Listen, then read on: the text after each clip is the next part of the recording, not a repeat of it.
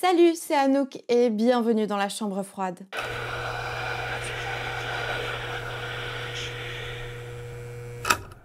Dans cette vidéo, on repart pour le format 5-5. Et cette fois-ci, c'est à travers les 5 sens que l'on s'aventure. Donc, l'odorat, l'ouïe, la vue, le goût et le toucher. Ce format sert avant tout à te divertir, mais aussi à te faire découvrir peut-être de nouveaux films. Demain, tu me diras merci. Mais également ce que toi t'aurais choisi comme film d'horreur ou de genre pour le sens donné. J'adore lire tous les commentaires et j'essaye de répondre à toutes et à tous. Bref, installe-toi confortablement et c'est parti pour cette vidéo 5 sens, 5 films d'horreur.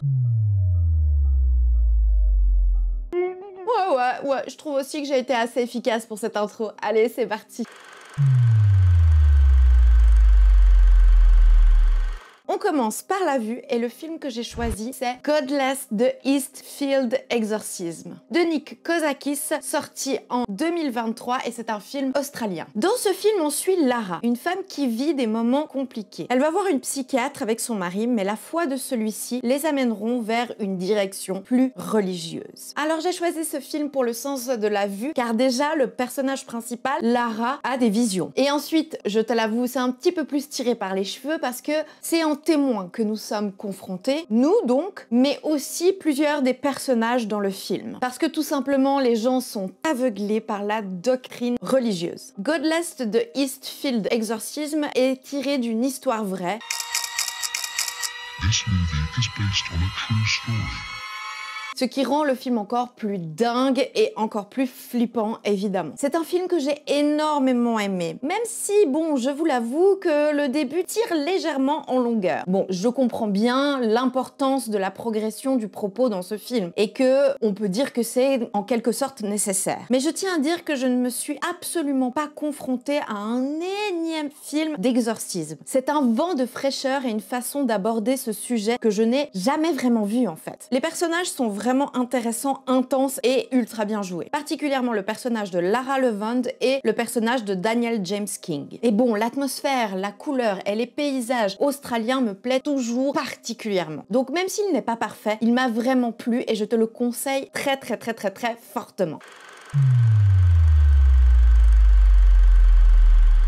Et on passe au deuxième sens et c'est le toucher. J'ai choisi pour ce sens-là le film Talk to Me de Danny et Michael Philippou, sorti en 2022 et c'est un film australien. Ici, on va suivre un groupe de jeunes qui s'amusent à faire des soirées où ils convoquent les esprits. C'est grâce à une main en plâtre que ces ados peuvent s'adonner à cette activité qu'ils et elles pensent anodine. Et ben voilà, les films australiens, je viens de te le dire, c'est des films que j'apprécie tout particulièrement avec leur atmosphère, leurs couleurs et leurs paysages si particuliers. Ce bon Dieu de pays maudit, où il n'y a que le ciel et le désert.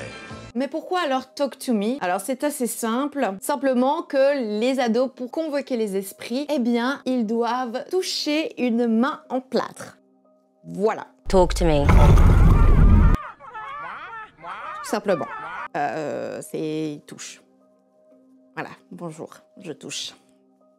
Voilà. Non mais sérieusement, je sais que beaucoup de personnes n'ont pas aimé ce film, qui pour eux reste un énième film d'adolescents stupides qui convoquent des esprits. Eh bien moi, je ne suis absolument pas d'accord avec ça. Déjà, et je l'ai déjà dit plein de fois, je n'ai rien du tout contre les films dits ados. J'aime plutôt ça en fait. Et Talk to Me est pour moi un film d'ado que j'ai trouvé ultra cool, avec des plans formidables, une histoire certes pas des plus originales, mais pas non plus des plus clichés, des moments mémorables, un jeu tout à fait remarquable pour ces jeunes, un rythme ultra efficace, des effets très convaincants et putain, j'ai passé un bête de moment devant. Je trouve qu'il est ancré dans la société actuelle avec des jeunes actuels. C'est d'ailleurs peut-être ça qui a largué certains ou certaines d'entre vous. Personnellement, je ne me suis pas ennuyée une seule seconde. Donc si tu ne l'as pas vu, vraiment, je te le conseille.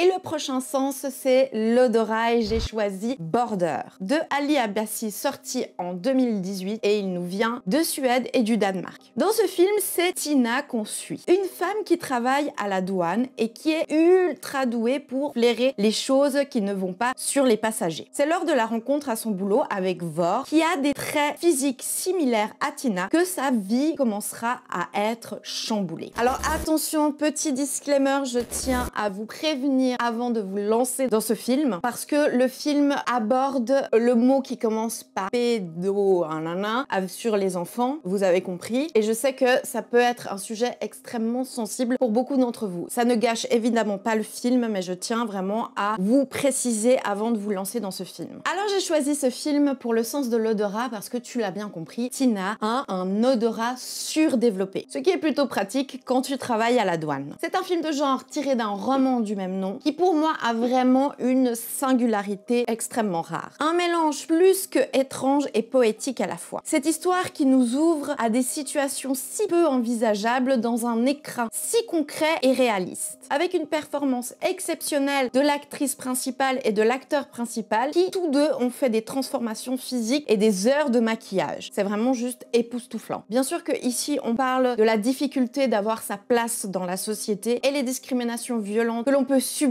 dues à nos différences. Mais aussi comment cela peut être vécu profondément, comment on peut ou pas y survivre. Un film qui m'a bouleversée, même bousculée à plein d'égards et que je trouve juste vraiment incroyable. Je te le conseille fort si tu arrives à être touché par ces thématiques, que tu restes évidemment ouvert et attention aux sujets sensibles dont j'ai parlé juste avant.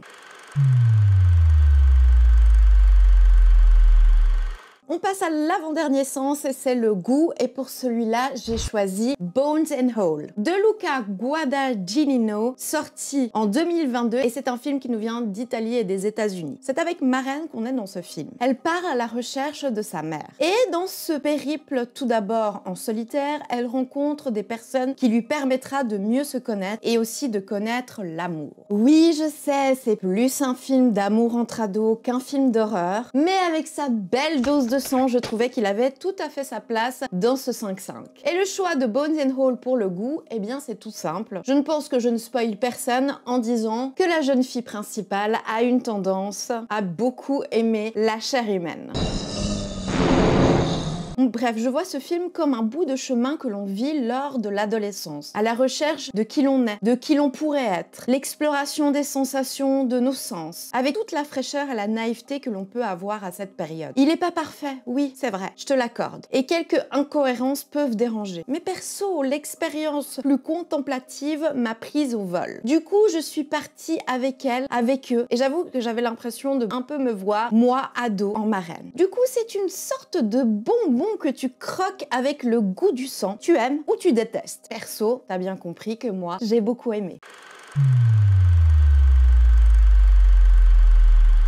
On passe au dernier sens, donc aussi au dernier film, et donc le dernier sens qui reste, c'est Louis. Et j'ai choisi The Voices de Marjane Satrapi, sorti en 2014, et c'est un film qui nous vient des États-Unis. Dans The Voices, on se retrouve avec Jerry qui travaille dans une usine. C'est un homme qui a des soucis visiblement psy et qui entend des voix. Ces voix sont très persuasives et lui est très vite convaincu. Un cocktail qui va vite dégénérer. Ah, eh bien, un dernier film, tu l'as bien compris, parfait pour le sens de Louis, puisque Jerry entend des voix. Va te débarrasser de ce foutu corps du cul. Et en plus, c'est une comédie horrifique que j'adore. Je le trouve drôle, fun, méchant et divertissant. Un film juste parfait pour un dimanche popcorn comme je les aime. Il est franchement hyper drôle et super bien joué, entre autres par un Ryan Reynolds tout à fait à côté de la plaque. Bref, The Voices est super cool, je te le conseille si tu ne l'as pas encore vu. Et voilà, c'est tout pour cette vidéo format 5-5. J'espère qu'elle t'a plu et que j'ai pu te faire découvrir ou redécouvrir de nouveaux films. N'hésite surtout pas une seule seconde à mettre en commentaire ce que toi tu aurais mis comme film d'horreur pour les sens donnés. Et bien sûr, tu connais l'histoire. Si tu veux me soutenir et faire partie de la famille de la Chambre Froide, c'est très simple, il suffit de liker la vidéo et surtout de t'abonner. Et bien sûr, si tu as envie de me suivre sur les réseaux Facebook et Instagram. Mais surtout, n'oublie jamais de vérifier si toutes les portes sont verrouillées. Ciao!